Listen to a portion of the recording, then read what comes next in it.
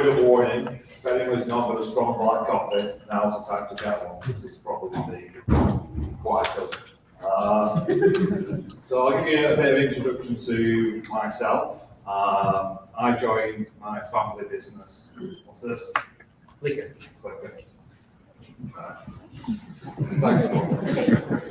So I joined family business in 2007. 9 people in the business in the exciting world of electronic repairs. Really good subject this morning, keep going away. My office had no windows, it was full of rubbish, which my dad had swapped a bottle of whiskey for a lot of electronic parts. So decided that I wanted some space for myself in this office and got all the stuff together, made a list of it and offered it to an American company called Radwell. So do you want to buy this off me to see your trade in it? They did do, but they didn't want to pay me a lot of money for it. So looked at it, I thought it's got to be worth more than that. So I put it on eBay. Sold nothing for about 6 months. Then after about 6 months, reduced the price a little bit, took some nicer pictures, added a description. Lo and behold, we started selling bits and pieces. At the end of the year, I thought, well, industrial buyers aren't buying off eBay, I'll start a website. And it kind of snowballed from there. We had an EKM power shop, which was £10 a month. Did everything really, really shoestring, everything internally, so as much cost as we possibly could do. And I mean, within a few years, we grew probably about 25% per year, every single year we were there. We ended up launching a Gentle store, that's how I came in contact with Paul, with about 1.2 million SKUs on it. And we exported to 130 countries, opened offices in Blackburn, Mexico and Germany. I'll let you pick which one's the best place to visit out of those. Go Blackburn. And then in 2023, after COVID, where things went nuts, I got approached by a competitor. Believe it or not, it was Radwell who approached me, which makes me laugh because if they'd have bought my stuff off me way back in 2007, they'd have saved themselves quite a lot of money. So by not offering me a decent price, they actually made a competitor. So we sold that, and then I ran the EU business for Radwell, so about 350 people, across 7 countries, part of the global leadership team, so we're doing about 1.1 billion in revenue. As Paul lovingly said earlier, I've just left it, kind of in a kind of advisory role, so hence the unemployed moniker on that thing. So I'm not signing on just yet, but there is time. This presentation could be called 2 things. One is how not to sell your business, because I did an absolutely terrible job selling my business. We'll go through that a bit later. Or it could be Paul's original choice was pulled out last minute, and who can I ask within a week's notice to come and do this?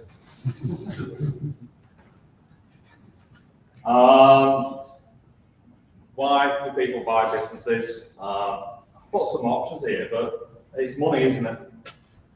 We all do it for money.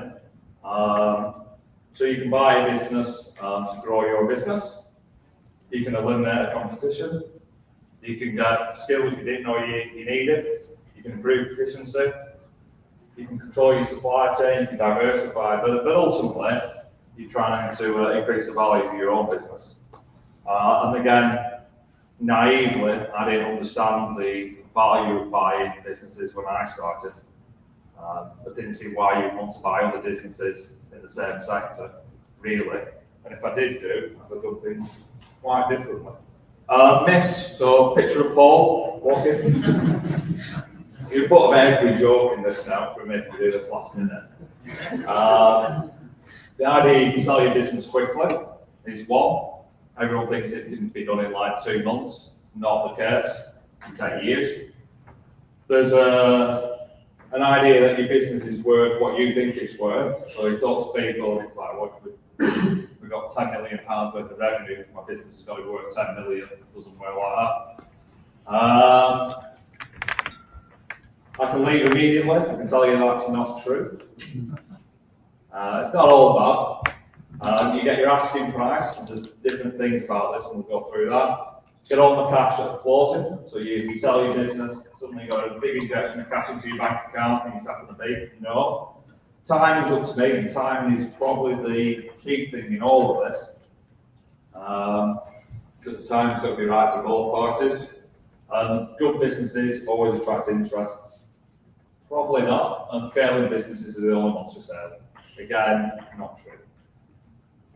So we're going to go through basically valuing a business, kind of things we look at. I'm doing a bit of acquisition at the moment. I'm doing some investments in other businesses.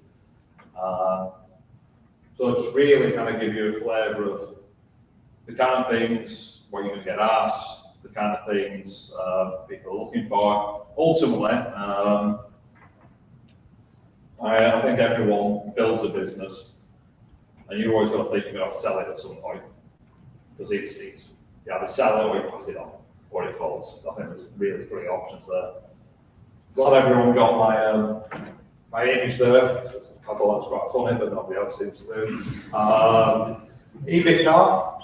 I don't know how many people have heard the EBITDA saying. The little description there, where tight interest, depreciation.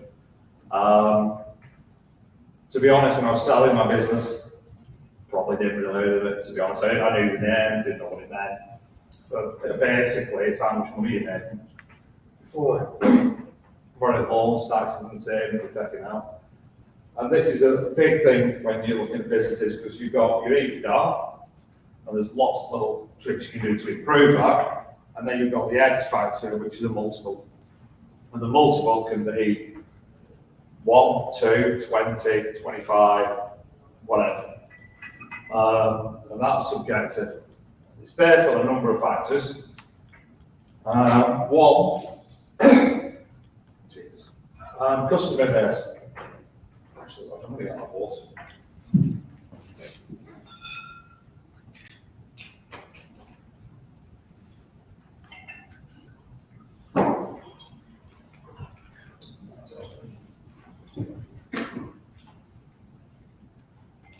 Sorry about that.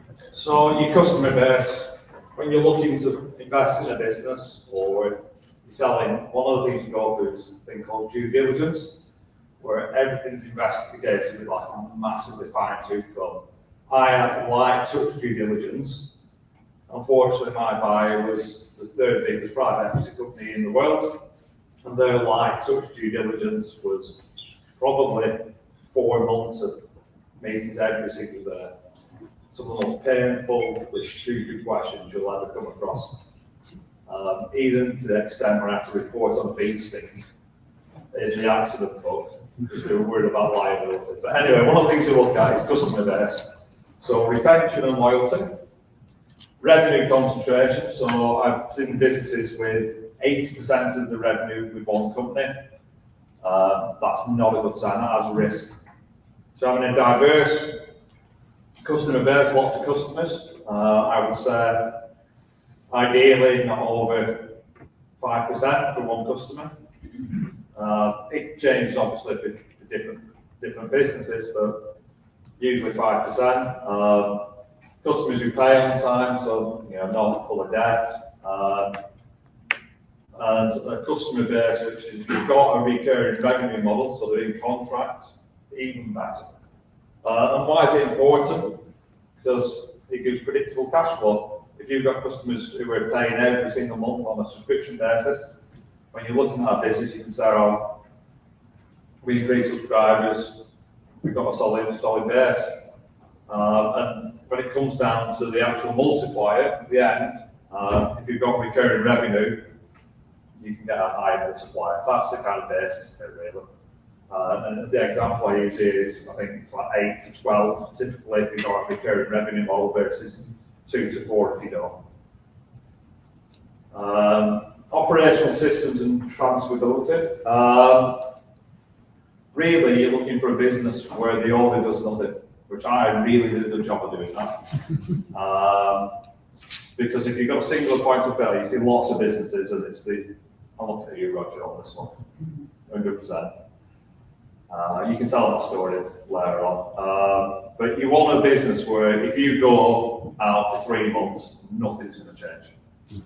Like nothing at all. It might not grow, I can see that, you might be driving force behind your business, but you don't want a business which is going to fall apart if you're not there. And that means you're looking for a business who's got a strong management team, who can just run without you. You're looking for all the processes to be mapped out. You're looking for a professional route to a business. If you've got a business that's just one person and they do everything, what happens when you buy that business? That person gets a check, and guess what? They leave, and then what have you got? You've got nothing. So if you're trying to grow your business, you've got to put that professional edge in. You've got to put in a strong management team to make it appealing. Legal compliance. Obviously, nobody wants to buy a business which isn't legally compliant. And this was, we went through, because we have 3 entities, Mexico, Germany. Each one was a separate thing, and it was painful, really, really painful. So they look at, your contracts for your customers, your employees, your leases. I mean, when we were doing it, we went through everybody's contracts of employment just to check if there was any kind of anomalies in there. If anybody had just got a massive pay rise, for example, ridiculous holidays, your patents, trademarks, is that all in order? Your HR policies, licenses, permits. You kind of looking to de-risk at every single point. So you don't want to buy a business which has got a massive legal case against it because somebody's drunk a fairy liquid or something like that. Again, it can work both ways. I've looked at businesses where there's a lot of legal legislation around the market that protects the business from competitors. So that increased the multiplier on that business because you couldn't get in if you didn't have the certifications. But I also seen it where there's a lot of legal complexities which kind of made it less appealing. Strategic fit. Loves don't fit. That's early for that job, isn't it? You're looking for the kind of competitive landscape. You're looking for a fit between your business and the business you're buying. You're looking to see if you can, maybe they've got, maybe they offer location benefits, maybe they offer something which is slightly different in terms of product mix. Maybe, the management team is better than your management team. When we got bought, there was a bigger company than us, but we ended up with my entire management team running the business, so their management team being folded in, really. You're looking for scalability of the business. As is the business good but could be scaled? And what you find looking at a lot of businesses, what's a lot, is that we all seem to undercharge a lot. We don't understand the worth, we undercharge.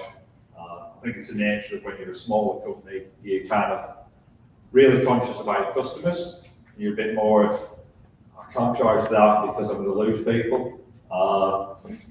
And what I found is that there's always opportunities to increase prices, and that's kind of a main player when people are buying businesses. They look and say, well, we can increase revenue just by pricing properly. Quite obvious, impacts on multiplier. If you can grow your revenues, there's an actual plan to do that, you can get a higher multiplier. And one of the things we had to do when selling was a 5-year business plan, showing that we were on the way up and demonstrate growth over a period of time. There's a rule of 40, which is more SaaS business, but it's your EBITDA percentage plus growth percentage. If you can keep that at 40, percentage EBITDA 30, growth at 10, or the other way around, that kind of demonstrates a solid business. And that's a kind of rule to work to, really. Financial health. This was painful, but you would spend a long time with accountants and not any accountants, my ex-accountants and their own solicitors or recruitment consultants. Quite a lot of people actually. But basically, you're going to get your finances looked at in great detail. There is a tendency to. This is being recorded, isn't it? Yeah. I would say not cut your books, but sometimes you might want to reduce profit in order not to pay income tax. Let's put it that way. And that could then hit you when you come to sell, depending on how you've done it. But yeah, they're just basically looking for predictability in your finances. You don't want ups and downs. A nice stable business. Good finances, making big sum of money with predictable cash flow is always more appealing than a business which is up and down like a yo-yo.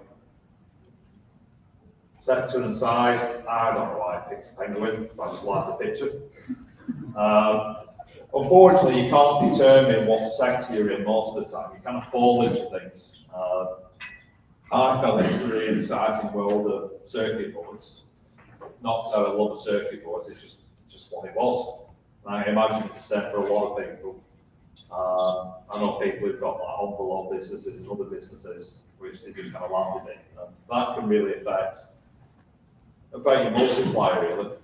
My manufacturing businesses traditionally would trade at a lower multiple than something a bit more sexy like tech. The number of times I've heard AI enabled over the last 2 years, chucking the word AI and trying to get an AI multiple is comical. We're a toilet manufacturer, but we're AI enabled. Cash. So the structure of the deal is quite interesting, really, because when we get back to the original myths about I'm going to get all my cash up front, it's not usually the case. It does happen. That would be me, anyway. But there's things like earn-outs, you get your portion of the money straight away, then you've got an earn-out, and that's kind of based upon either financial targets or growth targets. Depending on who you're selling to, that could be achievable or not achievable. Sometimes people set the bar so high that you're probably never going to earn it. I said that, so I'm going to have to get to work. You need a table, people.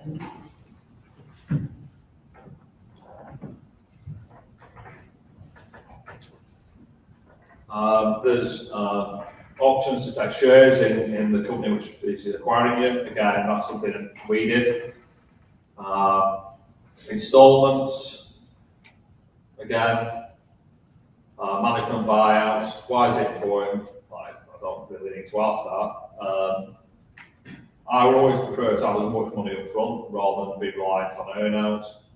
But it depends on what side of the table you're on. If you're on the buying side and you're buying a business, obviously it's in your interest to put an earn-out in to try and get the business a bit cheaper.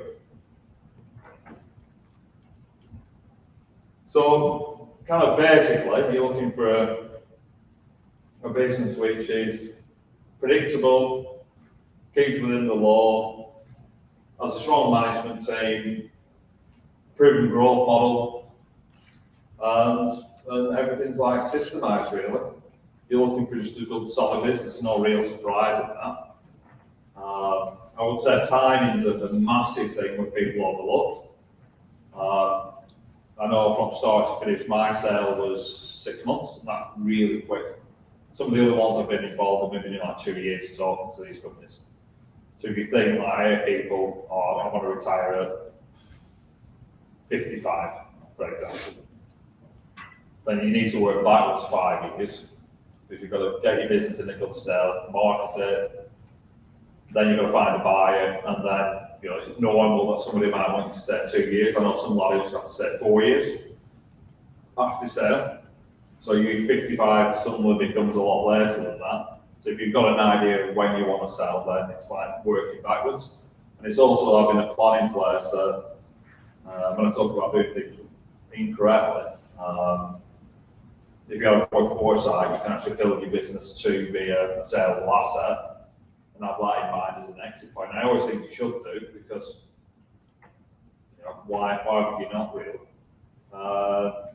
Life after sales was going to be me, but I'm not meeting my brother for a few drinks. It's kind of weird when you sell your business. You think the transition from being working for yourself to working for somebody else is going to be easier than what it is. I found it really different. I learned more in 2.5 years than I ever learned before. Like, I learned so much over the last 2 years, and it was like exciting and different. Having run a business for 15 on your own, you only know what you know. You make the mistakes, you learn from them, and you carry on. So it's then getting into a different world for me. Having meetings on Central Park overlooking that was like mind-blowing, really different. But then you're all, portion of, like I said, depression or stress. I don't think I've ever done anything more stressful than selling my business. You kind of think, what's it going to mean to all your staff? We had 144 people, and for 10 years I've been telling them that you've got to hate this company, like main competitor, they're rubbish, and then you turn up one day and say, actually, they're not that bad. And then there's that kind of stuff. You think, are they ever going to be all right? Are they going to be, are they going to still have the same benefits and all that kind of stuff? And we put some of that in the sales, but ultimately, once you sell, it's not your business, you can't control it. Loss of purpose. And lifestyle change. I mean, the first 2 years of selling was more busy than I ever been before in my life. But you have a different purpose. You're not the owner of the business. You kind of, not like everybody else. It doesn't sound bad like that, but it's just a different feeling. And then afterwards, like now, where I've gone from working ridiculous hours down to a more sedate lifestyle, it's a bit different. It's like 100 mile an hour to 1 mile an hour. Particularly driving here this morning, I was doing 1 mile an hour through Manchester. And working for somebody else can suck. I think the business I was in there bought another 20, 25 companies. And we have like 50% of the owners stay on, 50% of them just absolutely hated it. And it wasn't owners, it's just different. There's nobody telling you to do anything in particular, it's just different. Right? You survive, nobody else is asleep. Anybody got any questions? Go on. Yeah, do you have any sort of thoughts about the external environment when it's a better time to sell versus I think maybe. Yeah, I got a good, I wish I weren't recording this. So for me, COVID was, I know for some businesses, you either did really, really poorly in COVID because you couldn't open your doors, or you did really well. And for me, COVID was brilliant. It's like an external factor which I could never have thought of. COVID grew my business by 80% in the final year with it. It grew my competitors by 80%, so they had the cash to go out and do stuff. I have seen businesses in our sector who could have sold over COVID and didn't do, holding on. Now those businesses are worth a quarter of what they were before. So there are external factors in terms of what you can't control, like the market changes, or your competitor. I've got a friend who's selling a business currently, and a bigger company, they need a particular skill set to do a larger contract. And without this skill set, they can't get a contract, which is like 2 billion. So they've offered my friend 18 times multiple, just to get it over the line quickly, so there's a secure contract. But you can't do anything about it. You can't control that. You just got to be hopeful that it's luck when you're selling. Like you're not in either a massive downturn or hopefully you're in an upturn.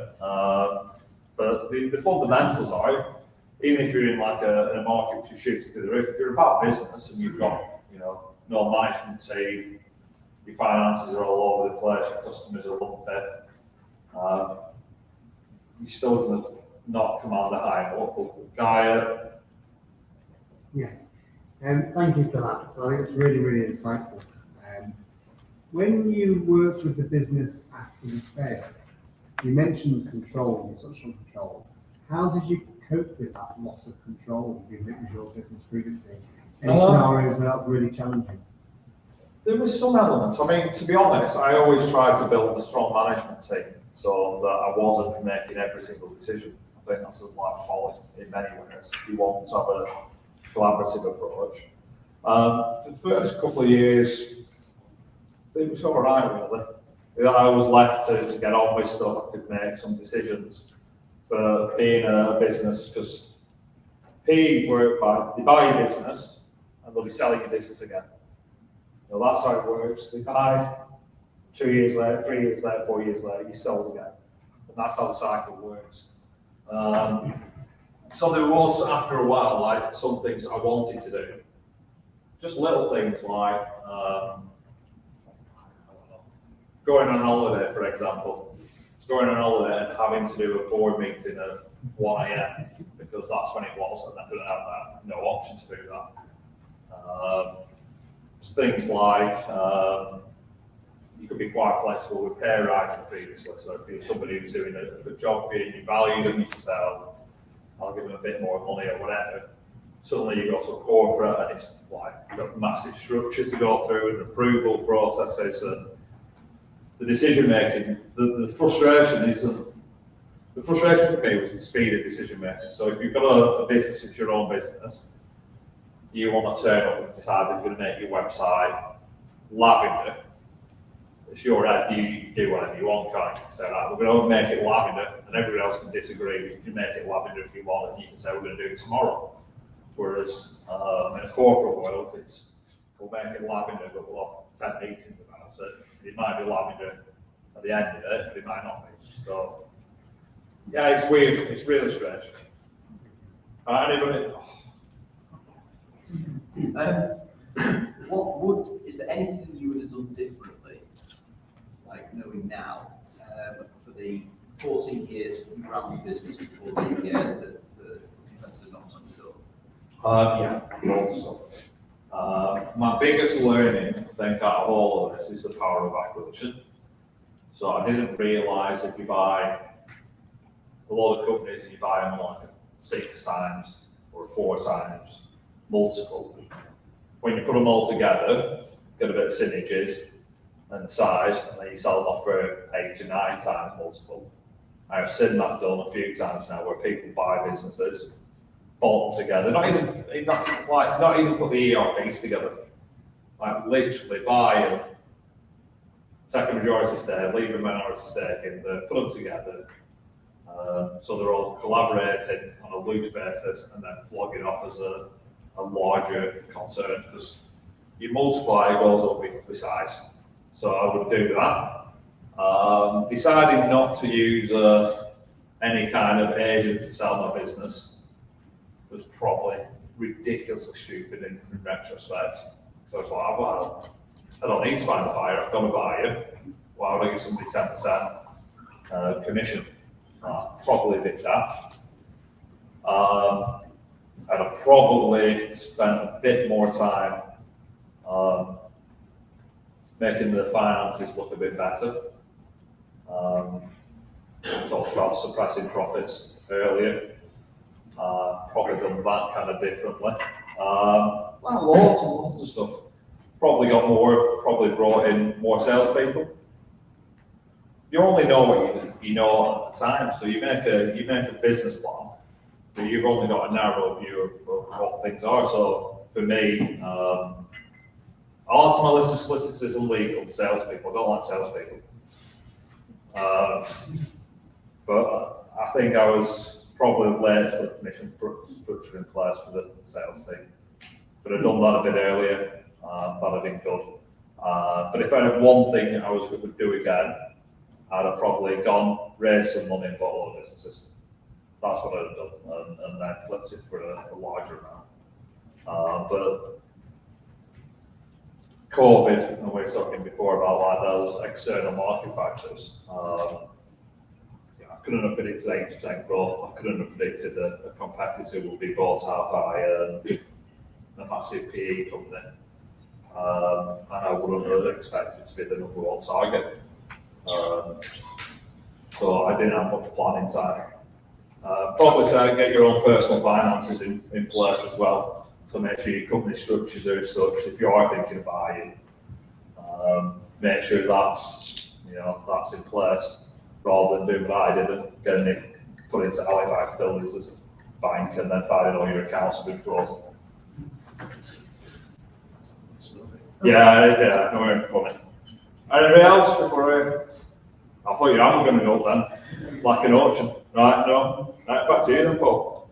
Then this is recorded, but the session on the round table, it's completely private. All right. So if you want to answer the question from Robin over there, feel free. So any private questions about setting the business, you can do it during the ask. break. If anybody wants to ask anything, no secrets. Good. Thank you so much.